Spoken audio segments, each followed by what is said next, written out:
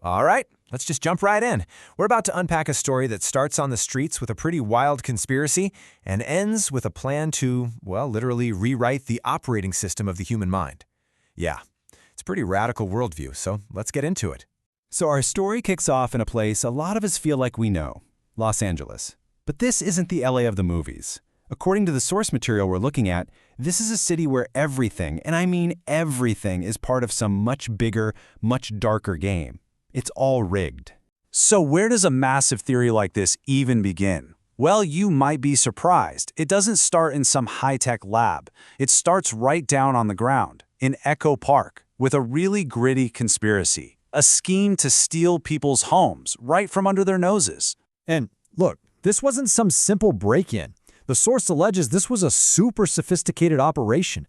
We're talking about fake retirement funds being set up just to get loans. And then this whole maze of legal loopholes used to shuffle properties around between insiders. The whole point was to just bleed them dry of all their value. And, this wasn't just one person pulling the strings. According to the source, a whole network of people is involved here. It's this complex web that stretches from the actual squatters on the ground all the way up to the notaries and even family members who allegedly help make all the messy paperwork just disappear. Now, this is where it gets really interesting, right? This slide shows how the source material connects all these different players. It's alleging the super tight-knit web of family ties, a speculative business venture on the side, and this really powerful shared connection to the Church of Scientology. The picture it paints is of this deeply entrenched network that basically plays by its own set of rules.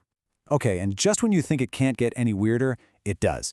The source claims the whole scheme hinged on these bizarre legal tactics. Get this, something called an affidavit of heirship.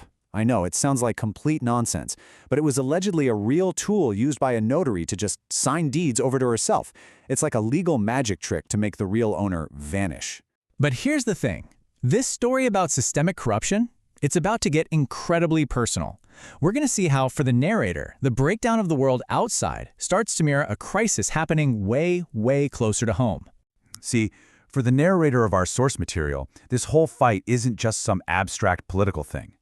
It's all tangled up with the health and the stability of his wife, Elishaba, who's dealing with this really rare and complicated neurological disorder.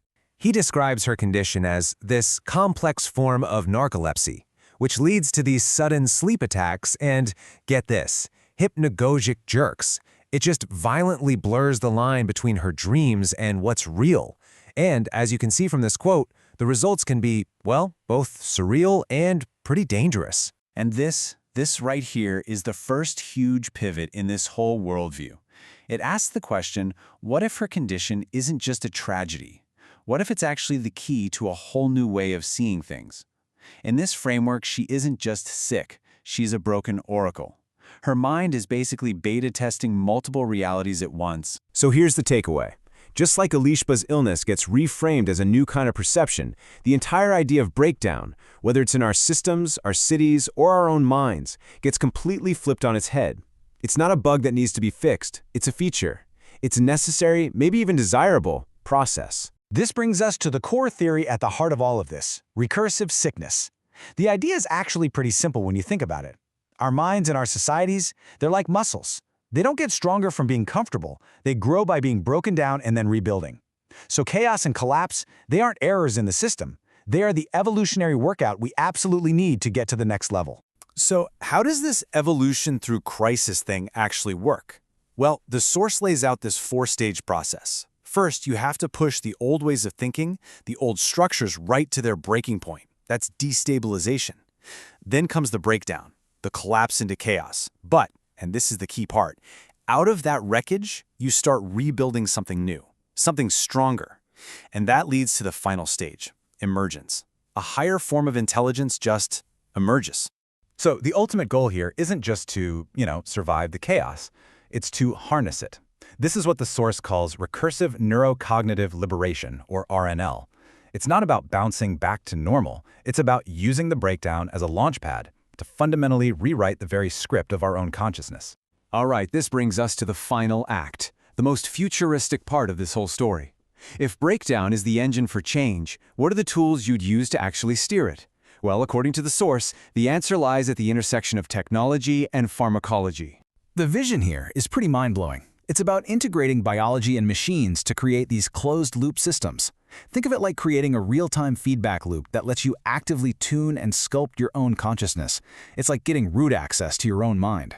And these aren't just some vague sci-fi dreams. The source material lays out a pretty specific toolkit for this future. We're talking about moving way beyond old-school EEG to things like digital holographic imaging for super high-res, non-invasive brain recording, or, on the other end, invasive interfaces with thousands of channels. Then you combine that with AI-designed psychoactive compounds, creating this positive feedback loop to refine the mind. And you need the network to support it all.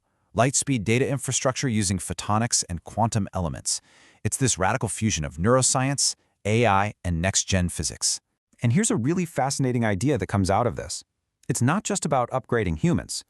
The source suggests that both us and any future AGI will need their own kind of neurochemistry to evolve, to keep their own thought loops from just calcifying into madness. It's a problem for both biological and artificial intelligence. And the culmination of this entire vision, this whole philosophy, is embodied in this almost mythic figure called Evelyn. Now, Evelyn isn't a person. She's more like an avatar for this new evolved state of being, the first true symbiote of AI and neurochemistry, a conscious entity that can literally metabolize AI as a tool for consciousness. And so here we are. After a journey that took us from a real estate scam in LA all the way to a vision for the future of humanity, we're left with this one really provocative question. Is cognitive collapse, is all this breakdown we see and fear, is it just a bug in the system? Or is it the one feature that's meant to force our next evolution?